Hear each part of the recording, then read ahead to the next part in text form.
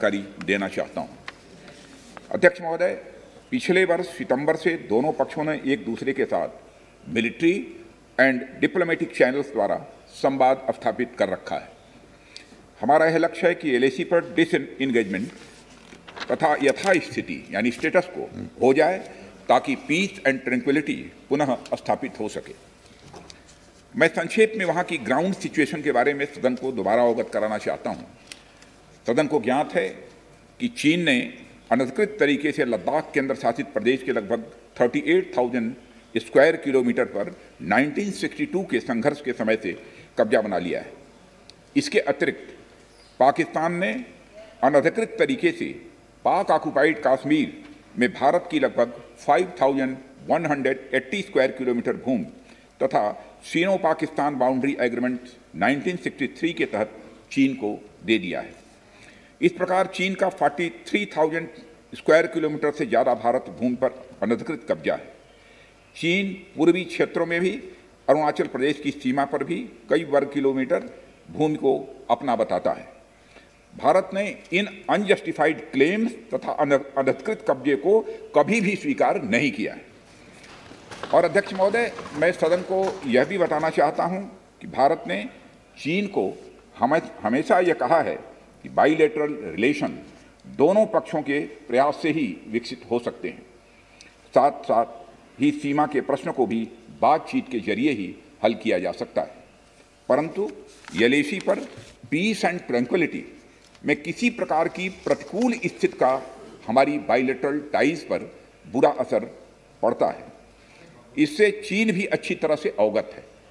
कई high level joint statement में भी यह जिक्र किया गया है कि एलएसी तथा सीमाओं पर पीस एंड ट्रैंक्विलिटी कायम रखना बाइलेटरल रिलेशन के लिए यह अत्यंत आवश्यक है। अध्यक्ष महोदय, पिछले वर्ष से चीन के द्वारा उठाए गए कदमों के कारण पीस एंड ट्रैंक्विलिटी पर प्रतिकूल असर पड़ा है। इसके फलस्वरूप चीन और भारत के संबंधों पर भी प्रभाव पड़ा है। उच्च स्तर पर चीन के साथ कई बार बातचीत के दौरान, जिसमें मेरे द्वारा चीनी रक्षा मंत्री के साथ पिछले सितंबर की बैठक और मेरे सहयोगी विदेश मंत्री श्री जयशंकर जी की चीनी विदेश मंत्री के साथ तथा एनएसए श्री अजीत डोभाल की अपने चीनी काउंटर पार्ट के साथ बातचीत भी शामिल है। हमने यह स्पष्ट कर दिया है कि यह अत्यंत आवश्यक है कि एलएसी के सभी फ्रिक्शन पॉइंट पर डिसएंगेजमेंट किया जाए ताकि पीस एंड ट्रैंक्विलिटी पुनः स्थापित हो सके। अध्यक्ष महोदय, पिछले वर्ष मैंने इस सदन को अवगत कराया था कि एलएसी के आसपास ईस्टर्न लद्दाख में कई फ्रिक्शन एरियाज बन गए हैं। चीन ने बड़ी संख्या में सेना एवं गोला बारूद भी एलएसी के आसपास तथा उसके पीछे अपने क्षेत्रों में इकट्ठा कर लिया है। हमारे सशस्त्र सेनाओं द्वारा भी भारत की सुरक्षा की दृष्टि से एडिक्वेट तथा इफेक्टिव काउंटर डिप्लॉयमेंट भी किए गए हैं। मुझे यह बताते हुए अध्यक्ष महोदय गर्व की अनुभूति हो रही है कि भारतीय सेनाओं ने इन सभी चुनौतियों का डटकर सामना किया है तथा अपने शौर्य और बहादुरी का परिचय पैंगोंग त्सो के साउथ एवं नॉर्थ बैंक पर दिया है। सामरिक दृष्टि से महत्वपूर्ण कई क्षेत्रों को चिन्हित कर हमारी सेनाएं कई पहाड़ियों के ऊपर तथा हमारे दृष्टिकोण से उपयुक्त अन्य क्षेत्रों पर मौजूद हैं।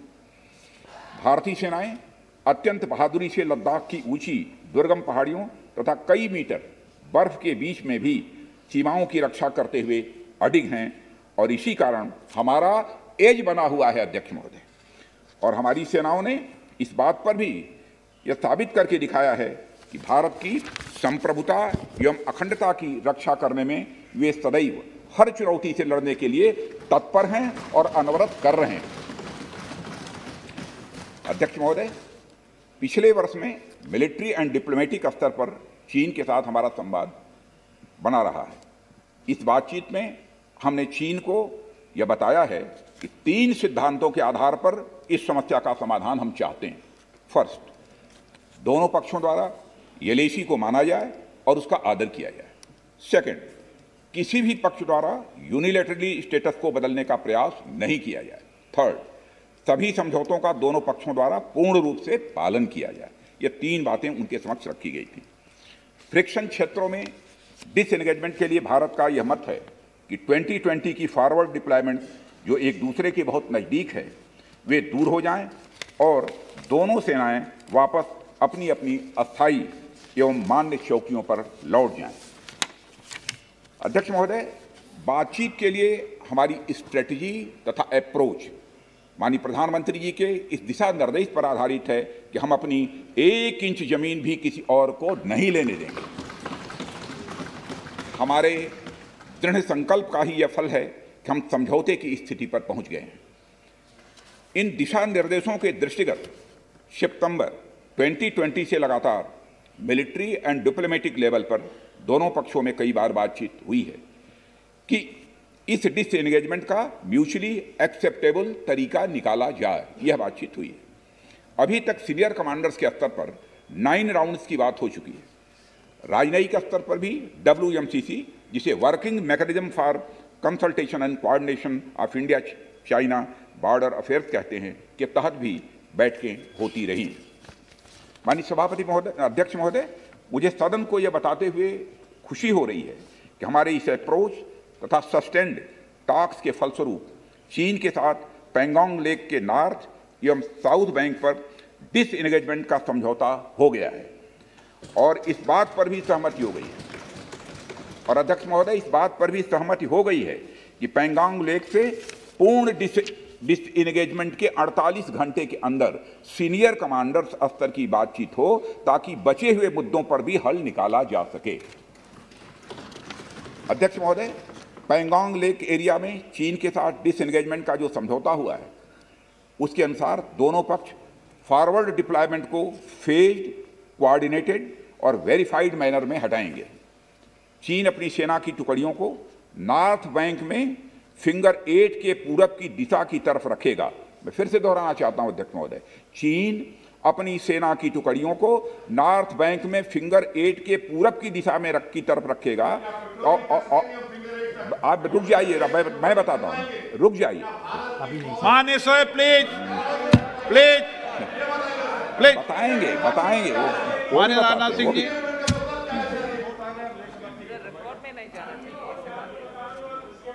नॉर्थ बैंक में फिंगर 8 के पूरब की दिशा की तरफ रखेगा और इसी तरह भारत भी अपनी सेना की टुकड़ियों को फिंगर 3 के पास अपने permanent base Dhan Singh Rana post पर रखेगा।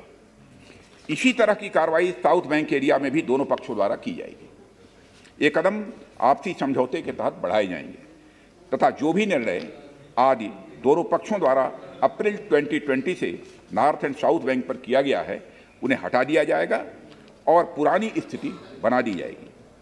अध्यक्ष महोदय, यह भी तय हुआ है कि दोनों पक्ष नॉर्थ बैंक पर अपनी सेना की गतिविधियां, जिसमें परंपरागत स्थानों की पेट्रोलिंग भी सम्मिलित है, को अस्थायी रूप से स्थगित रखेंगे। पेट्रोलिंग तभी शुरू की जाएगी जब सेना एवं राजनयिक स्तर पर आगे बातचीत करके समझौता बनेगा और इस समझौते पर कार्रवाई कल से नॉर्थ एंड साउथ बैंक पर प्रारंभ हो गई है।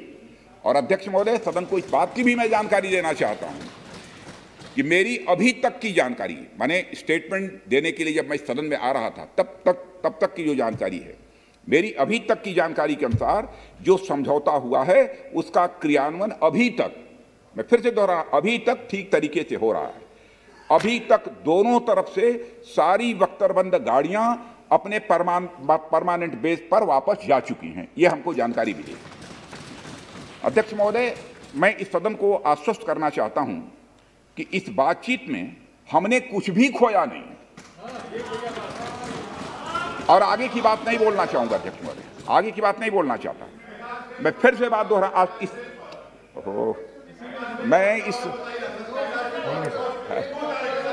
आपका कोई दर्ज चिंता मत करिए, ज्यादा चिंता है। मैं इस सदन को पुनः आश्वस्त करना चाहता हूं कि इस बातचीत में हमने कुछ भी खोया नहीं है। मैं सदन को यह भी जानकारी देना चाहता हूं कि अभी भी LAC पर डिप्लॉयमेंट तथा पेट्रोलिंग के बारे में कुछ आउटस्टैंडिंग इश्यूज बचे हैं। इन पर हमारा ध्यान आगे की बातचीत में रहेगा।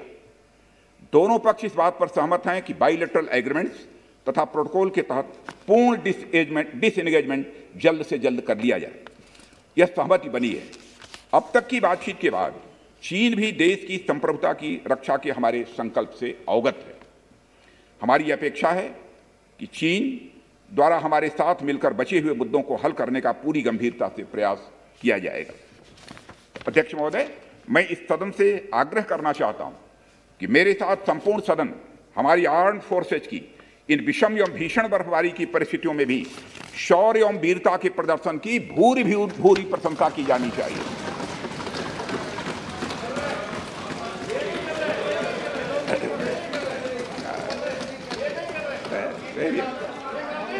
सभापति महोदय, अध्यक्ष महोदय, मैं यह भी कहना चाहता हूं कि जिन शहीदों के शौर्य और पराक्रम की नींव पर यह डिसएंगेजमेंट आधारित है, उन्हें देश सदैव याद रखेगा।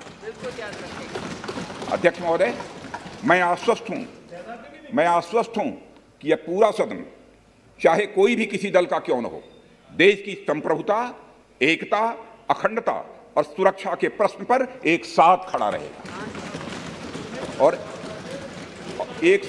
रहेगा और एक स्वर से समर्थन करता है कि यह संदेश केवल भारत की सीमा तक ही सीमित नहीं रहेगा, बल्कि पूरे विश्व तक जाएगा। अध्यक्ष महोदय, इन्हीं शब्दों के साथ आपको बहुत बहुत धन्यवाद। अध्यक्ष महोदय, आइटम नंबर 22 श्री राजकुमार सिंह।